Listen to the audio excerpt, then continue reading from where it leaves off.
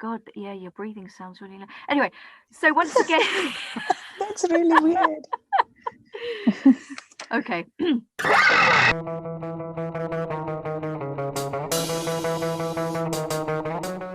Hi, this is Erin, and welcome to Everything EFL, a podcast about language teaching.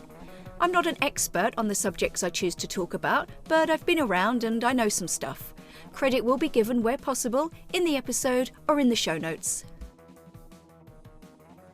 So once again, I have the lovely, the fabulous Radhika Iyer with me. She joined me in episode 34 where she talked about native speakerism. So if you haven't listened to that one, go back and just have a little listen there. Hi Radhika, how are you? Hi, Erin. I'm good, thanks. Thank you for having me on again. Yeah, so it's really nice to be asked again. Yeah. Why have I brought you on, Radhika? I think you've brought me on because you want me to talk about critical thinking. And I've done a lot of work with critical thinking for the last, I would say, 10 years or so. Yeah, I started about 10 years ago, I would say, when I kind of critical thinking fell into my lap and I had to, do some work with it and do some training for it as well. So that's where I started. And since then, I've used mostly critical thinking in terms of for my teacher training work. And then I've tried and used some of it in my ESL, EFL, and EAP, English for Academic Purposes classes as well. Yeah. And I know as much as the next person, so that's why I thought I'd bring you on. You definitely know more than me. So now we had a chat about this and you told me that a lot of the definitions of critical thinking are really academic and quite sort of long-winded, but can you do a sort of in a nutshell definition of what you think critical thinking is, especially in terms of the EFL classroom? Well, most definitions would actually say that it's and this is where I think people don't realize that it's an intellectually disciplined process, and it actually involves a lot of active thinking which involves the skills. And I'm going to mention one or two because I know you're going to mention the rest later. So analyze, examine, reason, inquire, discover, using those skills as a guide to belief and action based on your observation, your experience, your communication. To kind of understand it based on my work is really, so it's really thinking about thinking. So it's actually a very disciplined process, and that's actually very, very difficult. So that's what it actually is, thinking about thinking, and it's a disciplined process. So I hope that kind of puts it into a brief nutshell kind of thing. Yeah, I think for the purposes of the classroom, we don't really need to get much deeper than that. But, what you're saying is it goes beyond just sort of memorizing vocabulary and learning grammar rules. We're actually engaging our brain in some way to, for example, solve problems or make inferences, explain yourself, interpret things. There were a couple on the list that I found that I would like your opinion on. What do you think it means by self-regulation? That one came up on the list. Yeah, self-regulation, and it comes up a lot. And I think because there are so many, because critical thinking was something that kind of boomed in the late 90s and early 2000s in education, and then everybody jumped on the bandwagon, and so it really means reflecting. So really thinking about the way you're learning, and regulating yourself. So you're regulating your learning, setting your own goals, identifying your targets, reflecting on the process of learning, seeing how you're learning and seeing what you need to do differently or how you need to learn differently. So that's why it's very disciplined process. And so for me, self-regulation would be something like reflection, a reflective process of thinking and learning, thinking about your learning, actually. Yeah, brilliant. Okay. I try to do this with my students every sort of few weeks. We'll have a little reflection. How do you think you're doing? How could I improve? What are my strengths? What are my weaknesses? Am I afraid of speaking? Why am I afraid of speaking? What can I do to overcome that?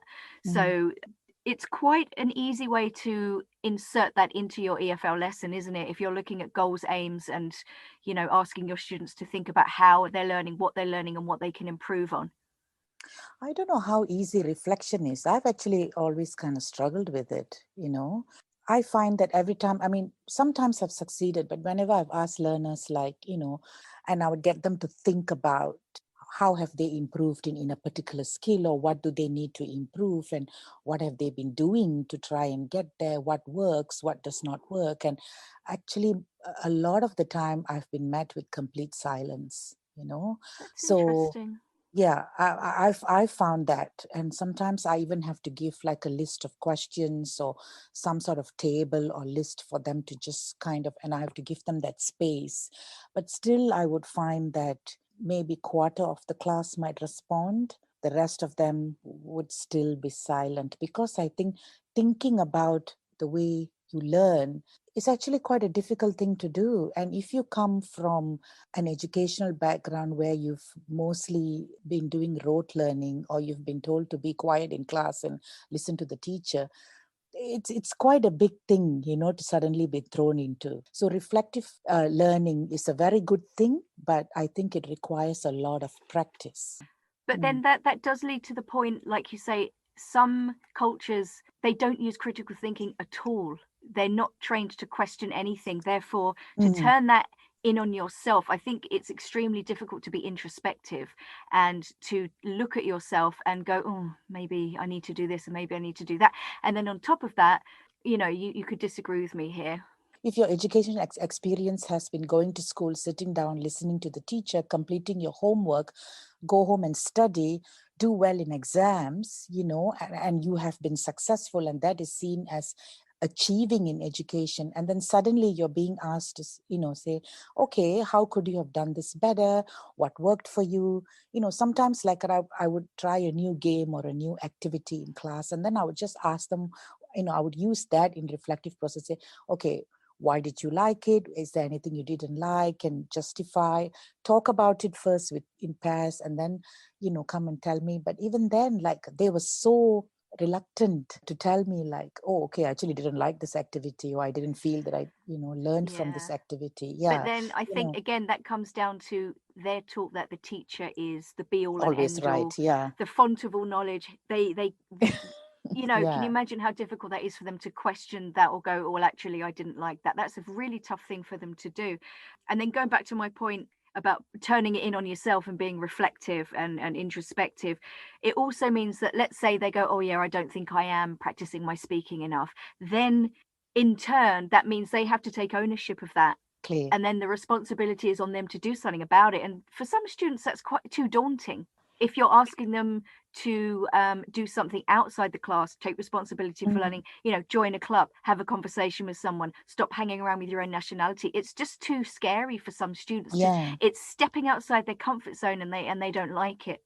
Yeah, So because reflection or self-regulation means also self-evaluation. And I think that's very difficult. And I think people need to be trained or taught how to do that. And they need to practice it a few times, absolutely, yeah. Yeah, before they're comfortable and they can find their way through it, kind of Yeah. thing. Yeah. Mm. And you're never going to succeed with every student, because, as you know, we've had students in our old job from a certain culture, and they come in and they're so culture shocked that you never crack that exterior, you never get through to them. Yeah. So Yeah. it is hit and miss, but I think it's definitely, reflection exercises are definitely valuable, because at least some students will get something out of it, I think. Do you agree? Mm-hmm. Yeah, I think so. I mean, I never gave up. I would always No. try it, Yeah. and I always tried in a different way. So, Yeah. got to just keep plodding on with it, And sometimes you'll see little glimpses of, success, and I think, okay, all right, Yeah. so yeah. Yeah, it's great Yeah. when they go, teacher, I joined a club, or you're Oh, like, yeah. yay, finally. Because as we know, there's only a very certain amount of learning that goes on in the classroom as well. Most of it does and should take place outside the classroom, and I think that's where Yeah. a lot of students fail. But that's another podcast, I feel. Yeah. Stick to the program, Erin. And the other one that I really like also is open-mindedness, which I think really lends itself to EFL classrooms, especially even if you're in a monolingual class. You've got an opportunity to examine other cultures and countries through English, and if you're in a mixed nationality class, Yeah. again, brilliant. There are so many activities and ways to find common ground and talk about different things where you can achieve that open-mindedness and Yeah, get. that is interesting that you said open-mindedness, because a lot of critical thinking when it first started was kind of couched in Bloom's taxonomy. If you're familiar with Bloom's taxonomy, the pyramid, there's a Yes. pyramid, so, and that pyramid has changed a few times. It's been updated and updated. So, it starts with memory and understanding, comprehension, application, and then it goes to the top. So you have lower order thinking skills. Not necessarily that lower order thinking skills are bad. They're also necessary, and that's changed because it used to be the highest order thinking skill used to be synthesis. In the last few years, it's changed to creativity, So I think that's where it's important when we are using it in language teaching that we try and give opportunities for our learners to be creative with the language. Yes. And I think that's where it kind of hits a problem because as teachers, we are aiming for accuracy and we want to steer them towards accuracy, especially if you're teaching an exam class or something. And then at the same time, you want them to be able to be creative and explore and play with the words or, try new things, So, and I think that's where I think open-mindedness, it's interesting because I think we have to set up an ethos in the classroom where everyone is open-minded, and you as a teacher is also open-minded, and I think that's quite challenging as well. Yeah, It can be. It definitely can be. I mean, it really depends on the dynamic of your class. But like you say, that's your job to find those activities to create common ground and make everybody realize that you're not as different as you think. Lots of collaborative activities and things like that get people working together. Lovely. Okay, so the stage is yours, Radhika. You are going to give us some critical thinking activities based on the different skills, aren't you? Now, you did say to me that generally speaking, it's easier to do critical thinking activities from B1 and up. So we'll talk about that. And then after that, I'm going to chat about a few lower level activities that I found online. So I would say it is more realistic to do it because really, to be able to think critically about something, you need knowledge. We can't expect people to think critically if they don't have the knowledge base. And so in terms of a language class, knowledge here means having enough language to be able to think critically. How can you think critically about something? Let's say we give them a situation or whatever, but if they don't have enough language for it, they can't think critically. It's going to be really hard for them to do that.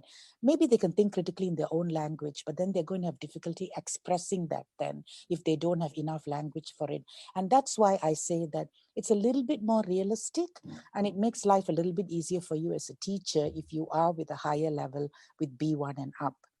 Not that you can't do it with lower levels. I have done certain things more sort of, when you want to go higher up into the higher challenging activities and more creative activities, you realize that they would need knowledge. Here, knowledge equals language. And so it would be a bit more suitable, for B1 plus B2, whatever. Okay. So what skill would you like to do first? Well, I'll talk about reading first. And I think, and it's quite interesting because a lot of our course books would have some of these activities, like you might show them at the headline or the title and get them to guess the content. So you don't give them the text first, you give them the headline or the content, or you do it the other way. You give them a paragraph, ask them to guess what else is going to happen or what they think it's about. Where do you think you might find such a text? Is it from a storybook? Is it from a newspaper? Is it from a website? Is it from a non-fiction book? So that kind of brings in a bit of critical thinking because they're not just reading the text and answering comprehension questions. They think a little bit about the context of, where would you usually find such texts, or sometimes we might give them something and ask them to think of a title or whatever. And sometimes one of the interesting things which I've done with slightly higher level learners is that I've given them a headline or a title. And then I've asked them to write some questions about what do they want to find out now about the text. So they write questions, so are there people in it? Where is it set? So again, you have to guide them. I might give them a couple of questions. I might give them one or two questions that you would ask about a text before you actually read the text, so it kind of brings out a little bit of creativity. It puts it into a wider context than the reading. And and then it's interesting for them when they actually read it to see Yeah. whether the questions that they asked were answered, or whether they were relevant, or whether they were completely off tangent. And it doesn't matter if they were completely off, because then they were being creative with their questions. Yeah, no, I think that's a really engaging way of getting students into the reading as well, because in fact, a lot of the time students kind of go, oh, when they know they're going to read a big long text. So it's a good way of getting them interested in it. The other thing I was thinking of is, could you adapt this activity for lower levels by, rather than just saying, what do you think this is about? You could ask them, what do you think this is about? And then give them maybe 3 options just to give them a little bit of help. Do you Yeah, think? yeah, you could do that. Yeah, yeah. Okay. Another activity that I've tried, and this can be done with lower levels, is just you give them a small paragraph, and it's completely grammatically correct, but there's lots of contradictions in it. So, for example, you might say, John is a butcher who runs a bakery shop. He sells apples, so it's grammatically correct, And so then they just read it, and because it's simple, they just pick out all the contradictions there. And then you ask them, why? Why is that a contradiction? They say, oh yeah, butcher, why suddenly bakery, and why apples, and things like that. And then what you do is you get them to think of alternative vocabulary that they could use to make it more sensible, Oh, that's So, lovely. yeah, so it's kind of interesting because you can show them that it can read very well, it's absolutely fantastic, but then there are actually little contradictions there, so, and then you can get them to change some of the words to what they think would be more suitable vocabulary. So that is something that can be done with lower level and higher level. With lower level, you would have less contradictions or simpler words that they can detect. With higher level, you can go with a longer text and with more kind of subtle contradictions, that are not so obvious, kind of thing. Yeah, Oh, so you that's can do really that. nice. I really Yeah. like that, because I think also, like, it's very easy to get caught up in accuracy when you're teaching, but Mm. you're focusing on coherence rather than cohesion here. So that's really nice. Yeah, and then with higher levels, what you can do is, as an extended task, they can write their own contradictory text. They write it in pairs and they exchange it with other groups. And then they have great fun finding, another person's contradictions and see whether they found everything or not, Yeah. And it's really nice because then they talk about it and they say, but that's not a contradiction, it's possible, and things like that, So Mhm. it's really nice. It's really a fun thing to do. And even with lower levels, sometimes I might give them a small paragraph and just take out some adjectives. So I might decide so just take out adjectives and then decide, like, get them to think, okay, what word goes in there? It's an adjective. What kind of adjective, Um, would it be color? Would it be size? Would it be a comparative? Would it be a superlative based on the sentence? So they get to think about it a little bit, So, Yeah, yeah. I like that. And also, like, if you're stuck for material, you could use the transcripts from your listening in the back of the book. Yeah, You've got a ready-made script, and all you have to do is blow it up and Tipex out those words. And I think that's really good because yeah, it gives them that second and third exposure to the same text, which is invaluable, I think, when learning. exactly. And that's what I tell teachers. You don't have to go and look for new stuff. Just No. use what's already in the course book, change it slightly. That's all. And even with your comprehension questions, you would notice they would start with, simple comprehension questions. Then towards the end, the last 2 questions would be more kind of open-ended questions, Yeah. asking for your opinion. And I just tell them, change the order. Change the order of the questions. Ask the open-ended questions first. Why do we have to ask factual questions first and then go to open-ended ones? Don't depart from the book. Use the book, but just tweak things a little bit, especially with busy teachers. It just requires a little bit of tweaking. That's Yeah. it. Yeah. Lovely. Okay. What's So next? Can't wait to hear what's this. next? So next I will go to writing. Okay. Now writing is actually it gives a lot of opportunities for critical thinking. And have you ever tried dictogloss? Yes. Yeah, so dictogloss is a very nice critical thinking exercise that involves listening and writing and speaking if they want. So you would, first of all, you do a little bit of dictation, or you can use an audio, whatever. So first time they just listen, they're not allowed to write down anything. Second time you can tell them, okay, now with higher level students you can say make some notes. With lower level students I might say okay, write down just some of the past tense forms you can hear or the adjectives you hear. It depends what you're focusing on, what you want them to produce. Then, so you might give them according to their level. You might give them 2 or 3 or 4 times listening to the text. And then what you do is you put them into groups and you ask them to reconstruct that text using, so if it's a lower level, you might give them more guidelines, what to listen to. Higher level, you might just say, take notes, and then reconstruct. And the idea is you tell them it's not about how close you are to the original, but how creative you can be. And you get some fantastic results with that. And it's interesting because then they will reconstruct the text, and then they always want to try and make it as close as possible to the original, but then what they then realize is some of their versions would be much more interesting and much more fascinating than the original. Yeah.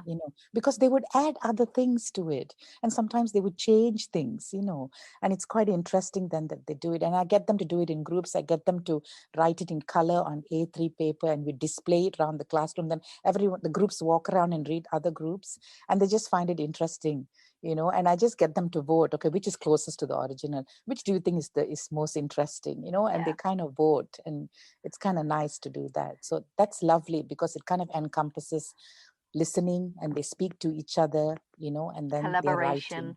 Yeah. And then they can read as well. Yeah. um If you haven't done Dictogloss before, it's important to note that anything that the students are listening to is at a natural speed. So you're not slowing down, it's generally at a natural speed. And one thing you could do as well, especially for, for any level really, is instead of asking them to write notes, you could get them to write chunks of language. So if they hear a phrase or a phrasal verb like get up or go to the yes, pub, you could get them to write in chunks rather than just listening for individual words, yeah, because words, yeah, language isn't words, it's phrases as well, and this just yeah, draws yeah. students' attention to that. Yeah. So sometimes I would say noun phrases. So that might include an adjective or a noun or whatever, and the article or whatever. Yeah. So they kind of get chunks. Yeah. Um, and then the other things that we would do is maybe rearrange paragraphs. I'm sure you've done that where you jumble up paragraphs. So that Yes. it involves reading and then rewriting, or you give them an introductory paragraph and you ask them to write one more paragraph or more, depending again on their level, or you give them the introduction and the conclusion and the last paragraph and you ask them to write 1 or 2 paragraphs in the middle, what they think should go in the middle. So that's critical thinking, because then they're really thinking about what's this about, and they have to try and sustain the language, the tense, some of the vocabulary used, and it, yeah, that it really kind of engages them. It allows them to be creative, but then at the same time they're kind of analyzing a text and then trying to fit in the way they write with what's already been given to them. So that's kind of good for writing as well. Or sometimes just kind of finishing a story, or things like that, coming up with an ending. Anything like that would involve critical thinking. Yeah, Right? there's one activity, I think I've mentioned it before in a previous podcast, but um it's kind of like a cohesion critical thinking activity where you would get students in groups of say 3, no more than 3, and you get bits of flip chart paper on the wall, you put them in groups, you give them a topic to write about, you give them 10 minutes or so to write the introduction, and then after the 10 minutes you get them to move to the next piece of flip chart paper, so they're moving to a different group's piece of paper, they read that group's introduction, and then they continue the essay, Yeah, and then you yeah. give them say 10 minutes and then they Oh, move yeah. again to the next one. So Yeah, that's so a really they good. keep writing, so they keep continuing, Yeah, someone else's piece. Yeah, so now that one would be better with a higher level, because it's quite absolutely. challenging as Yeah, well, yeah, because chain story, where you just, keep passing the paper and they keep adding a sentence, to it. And then it's so much fun then, because the rubbish, or it's not I mean rubbish, the illogical stuff that sometimes comes out of it, because they're just like, what do I write now? And they just write something really silly, but it's great fun. Everyone has a laugh then, yeah. with it. So that works very well as well. Yeah. So writing actually, I would say, is offers a lot of opportunities for critical thinking, because you can do a lot with it with very, very little preparation or, materials and stuff like that. You can just take the writing exercise in the book and just tweak it by just giving them slightly different instructions with it. And that's all you need to do. Okay, so let's move on to speaking then. And again, speaking is lots of fun as well, because you can do a lot, things that we already do in class. We do debates, we do discussions, we play games like, I don't know, desert island or whatever, or, you have to go into space and what are the 10 things that you would take and justify your choices or things, ranking exercises, what's more important, what's less important. I think these are things that we already do in speaking, but I think a lot of it also is that really we need to allow learners to be creative and allow them to speak. We need to sometimes just step back from accuracy and just let them run with it. And I know sometimes we can hear errors and we want to jump in and correct them. And I know sometimes if you're being observed, they expect you to jump in and correct them maybe, but the thing is to allow them the opportunity to speak and just let them run with it as much as possible. So any sort of games that allow, a lot of speaking activities. Yeah, I'm a big fan of that as well, just letting them speak, and then maybe doing a delayed error correction activity where you can address certain errors at the end. Yeah, I like to do things like there are so many sort of pictures with statements and memes online now, or little videos that really encourage you to think about certain things. I don't know if you know the work of Steve Cutts. He's an artist and he's done a few famous, you'd probably recognize a couple of his videos if you saw them, and in fact I'm definitely going to do an episode on his work at some point. But again, it just encourages you to think about society, why things are the way they are, who has the power, and that kind of thing, consumerism and all of those kinds of things. So I'm a big fan of using those kinds of materials as well for speaking. Yeah, one of the things that I've tried, but I've only tried it now with quite high level classes with B2 actually. I do an activity where I give them no instructions. So they have to talk to each other and figure out what to do. So it's basically called Baker Street, and it's a strip of sentence. So it's got, I'll just write sentences. So it's actually a neighborhood. So the person living in number 10 likes to drink wine. The person who lives 2 doors from number 10. So you give this very kind of cryptic sentence, and you give one sentence or depending 2 sentences to each person. So I just give the sentences. I just go and sit down, and then they look at me and I said, figure it out. But it takes a lot of courage, because sometimes it takes ages for them, and then the thing is, first they just sit there and look at the sentence, and they're looking at me because they always depend on the teacher to give instructions. And then eventually they realize, maybe if I just look at my neighbor's sentence, and sometimes they'll ask you, can I look at, and I just look at them. I just look, and it takes a lot. I just look at them and I just say, I just shrug my shoulders. I love and that. then they realize, they look at each other and they say, look. And then they have to put the neighborhood in order from number 1 to number 10 or whatever, So then they figure it out, the relationships or the descriptions and things. And it could take 10 minutes. Sometimes it could take half an hour, So you have to be ready for that. And that's where you have to be open-minded as a teacher, and you have to just let it happen. So what I do when I'm doing that activity is I always have a backup in case they do it very fast, so that I'm not staring at them thinking, what do I do next? So I always have something else to move on to. If not, let them take as much time as they want.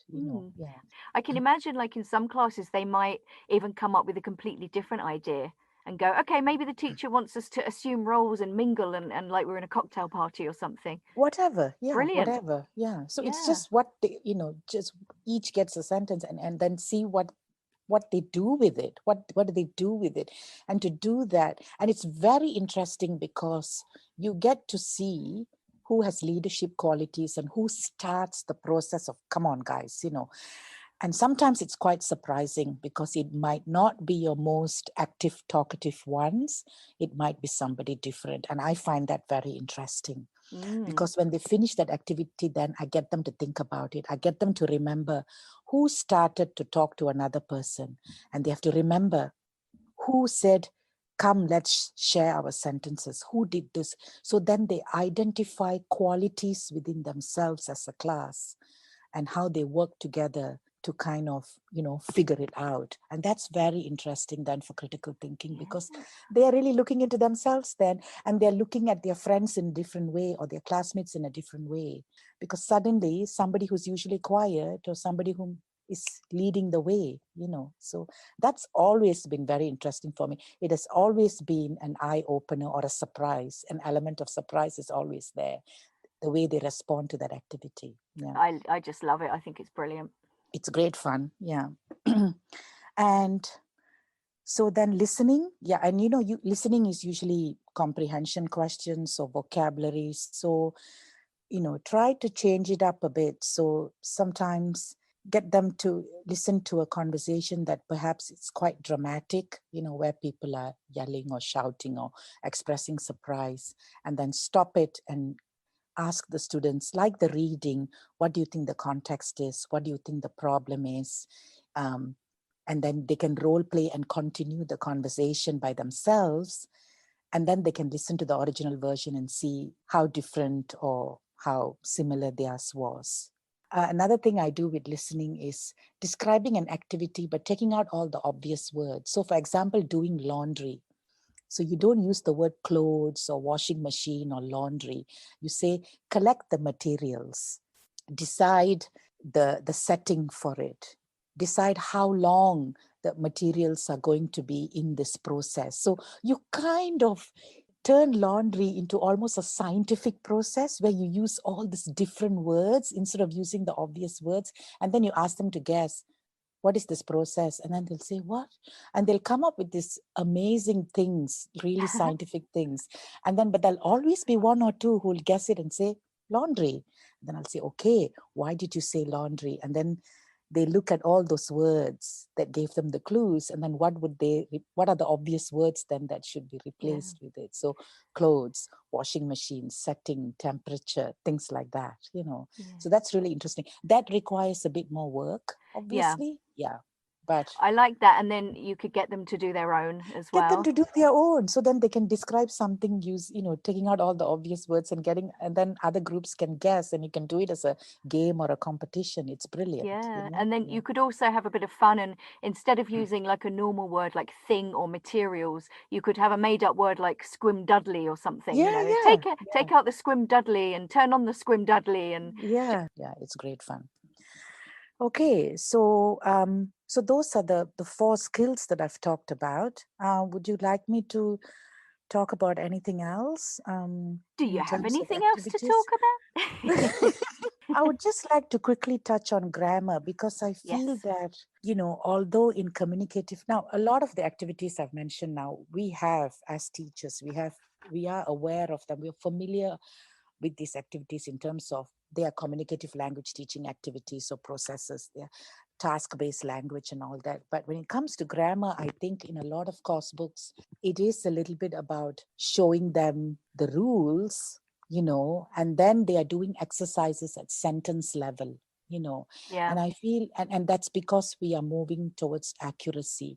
So in terms of, if we want to change it a little bit, so look at reasons and not rules. And I think you might be challenging some of the processes now, but really, like, for example, if we are teaching the passive, one of the things we tell them is, the subject is not important in a passive form. But then for a lot of learners, the word important is a problematic. What do you mean not important? Why is it not important? So, and that is where they get confused then. So it's so much better than to use a piece of text, and usually it's news pieces that use a lot of passive, So take a simple piece of news extract from a website or audio or whatever, and just get them to read it first and then say like, so this is the passive form. And there's no subject here. Why do you think this sentence has no subject? So instead of telling them the subject is not important, get them to think about it. So really thinking about reasons for using the passive rather than the rules for using the passive. Because in English, there's so many exceptions to the rule, and that's where they get confused, you see. So, and again, this requires a bit of work, but then it would be, grammar teaching is supposed to be inductive, not deductive. So if you are using this process, then you are using critical thinking, and you are engaging them a bit more because they're thinking of why, and not just doing sentence level exercises. Because they do sentence level exercises, then later when they go and write or when they speak, they're making mistakes then with the passive, and then you're wondering why, and I think because they haven't thought about why, and that's why. So, more opportunities to think about why, I think. Which is why I think context is so important with grammar as well, Yeah. especially with passive, because, you guarantee if you teach the passive, most of the students have already done it. They know the rules, but they haven't got a clue when to use it. So introducing when we use it, and then doing activities within the contexts. So like inventions and discoveries,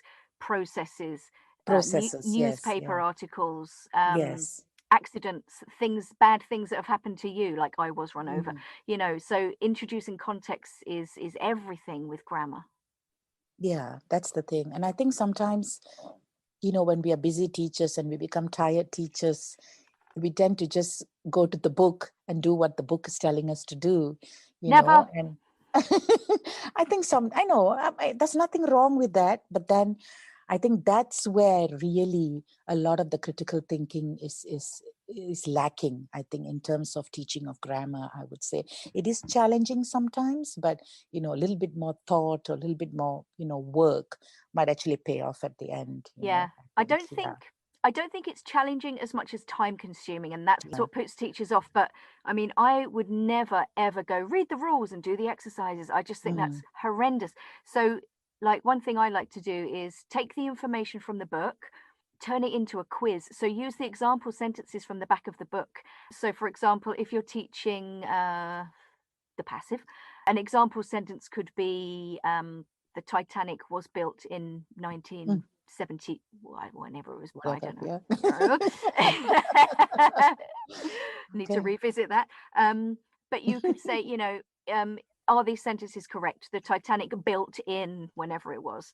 And so you just turn it into a question, and then you put them in pairs, and they decide what the correct answer is. And then they look at the back of the book then, and they check what they've written or what they think the answer is to the rules in the back of the book, and then you go over it together. So it's test, teach, test. Or you could do matching exercise, match the rules with the sentences. Again, use the examples from that back of the book, so you're not pulling sentences like out of thin air.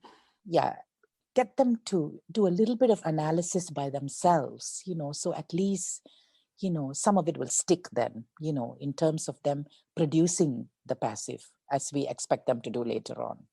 Well, it's the first stage of that scaffolding process, isn't it? So I think the hardest part in critical thinking activities, yes, you make it fun, you make it creative, you engage them, but you need to bring that reflection into it and get them to think about it, think about what they've learned and how they learned it, and what was challenging for them, what was difficult, and what is it they need to learn again, maybe, to understand it better.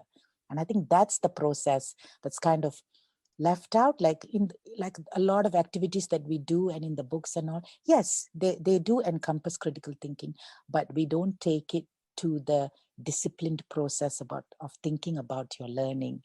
And I think that's what we need to do then. We not all the time, but we need to bring in that little layer, I think when you're doing your lesson planning, you've got anticipated problems, pronunciation, and it might be good to think, okay, can I just slip a little bit of critical thinking here? Or if I'm doing this activity, can I tweak it a little bit to make it more critical thinking like? And sometimes you're just going for one thing, just a little bit of giving them an opportunity to question something, to work out something for themselves, to analyze something for themselves. You don't have to do everything all the time, you know. It can just be a tiny bit of, you know, a sliver of it, and that'll be fine, you know. And that's the thing, just trial and error and keep trying kind of thing. Yeah. Well, that's the beauty of teaching. You know, you try different things, and some of them bomb, and some of them are a great success. And Yeah, and then that gives you an opportunity to think critically yourself about your lessons. If it bombed, you exactly, know, exactly. why did it bomb? Was it Yeah, me, or was see, it the students? yeah, you have to be able to think critically as a teacher before you expect your learners to do it.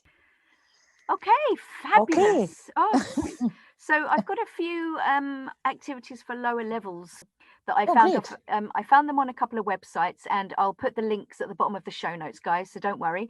Now, Mm, some of them you have already mentioned. Okay, so I think an easy thing to do with low levels is mind mapping. Yeah, so making those connections, start with a word in the middle, and rather than just doing a spider diagram, do the mm, spider diagram, but then make connections off of those words from the mm. spider diagram and fill the board. It's a lovely warmer. If you've got 10 minutes, I say to my Yeah, students, I do some examples and I say, fill the board, you've got 5 minutes, go. And you just throw some pens at them and get everyone standing up and see what they come up with. yeah, great. Yeah. Um, I think you mentioned this with your reading. You can do a lot of ordering activities. You could Mm, order lines of a simple dialogue. You could order mm. a storyboard, A story, yes, yes, and yeah. also you could do paragraphs of like a really famous story, like Cinderella, something like. So any sort of reorder, you know, anything of rearranging or reordering is really interesting because, but the important thing is like, you know, it doesn't matter if some people get it wrong. It's quite interesting to see how that it can work in different ways as well. And I think that would be, you know, nice to look at as well. And another one which I thought was really interesting was using money for a simple task. For example, and I think you can still do this with an elementary group as long as you word it correctly. So give them a budget, really useful word, and then give them a very simple question. How much can you or how much should you spend on? And then give them a list, you know, like bills, shopping.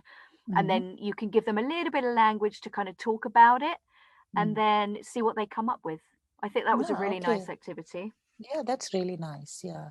I forgot to mention actually one activity that actually I've never done it since I moved to Ireland.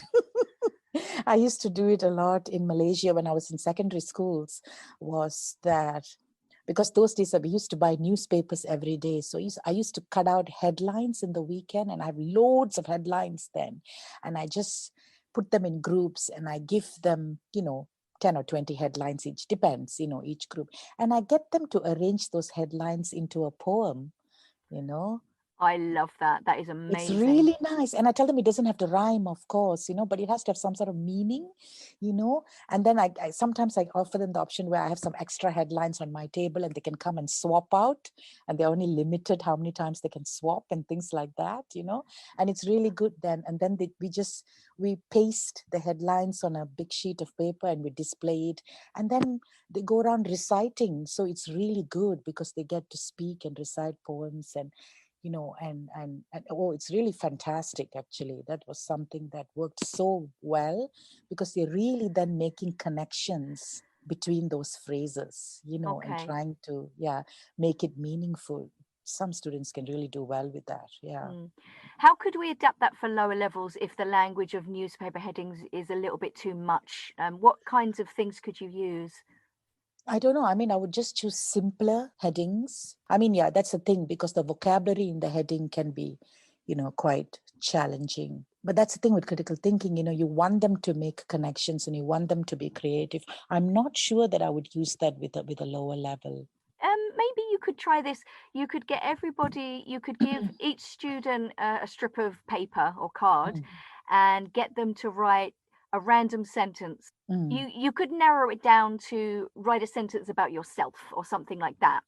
mm, Or maybe two or three sentences, and then mix those up and then distribute those out, and then they have to make some kind of poem. Would that work? mm. Yeah, maybe that would work. Yeah, that would work. Yeah, that would be an interesting poem. It'll turn out more like a rap, actually. Yeah. Yeah.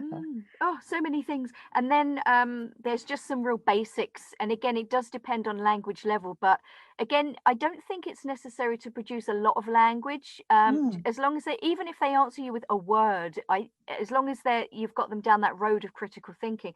So, asking them, what do you think, for opinions, giving reasons, because, again, even if they say because noisy, they're trying to express something. Comparing and contrasting. So, compare two cities you've been to on holiday, or compare London and New York. Again, it can be done in a very, very simple way. Giving examples of things, so they're not just parroting a sentence like, do you like London? Yes, I like London. Okay, give me some examples of what you like about London. So it just avoids that parroting. I actually have one more, which I've tried as well. So you take a basic everyday object and you get them to think about another use for it. And so like a paperclip, what else could a paperclip be used for? So they try to use their imagination. And it's nice. You can give them a couple of examples first, and then maybe show them a picture of a paperclip, or show them a picture of, I don't know, something from the kitchen, and think about, okay, this is used like a wooden spoon. What else could you use it for? Not just cooking, And I think that's interesting. I think that you can do it at a lower level, because they just need to come up with a sentence. It could be used for something. What? Yeah. And I think that might be quite interesting. And I've done that actually, where they had to come up with different functions or crazy functions for everyday items, and that's quite interesting as well. That actually reminds me of an activity I did years ago. I can't remember exactly what it is, and I have to give, I think, Susie Robertson, hi Susie, credit for this. What is it? It's something like, you have 5 things, like a piece of furniture, something from the kitchen, 3 other random things, and you have to design a mouse trap. Oh, wow. So that's quite mad. Oh no, an animal as well. And I think you have to get students to come up with the 5 things before you tell them that they have to design a mousetrap. So, they could say elephant, they could say lion, what they say could lend itself very well to a mousetrap or not, Or not. But it's really funny. They have to use all 5 objects to create this mousetrap, and it's hilarious. Oh, it's very, perfect. very funny. That's perfect, because that's proper. Yeah, that's fantastic. Yeah. Okay. Well, I think we could probably talk all night about this, but you've come up with some brilliant ideas, and I think anyone who listens to this will walk away from this with an arsenal of really nice ideas for their class. So I just want to thank you once again, Radhika, for being a guest on my podcast. Oh, thank you for having me. I didn't think that we would talk for so long and it would be so interesting, Yeah. Me neither. But it was great fun to actually go back and delve into all that. Yeah, it was great. Yeah. Well, I'm very grateful you did, and thank you very much. Okay, thank you. Bye-bye.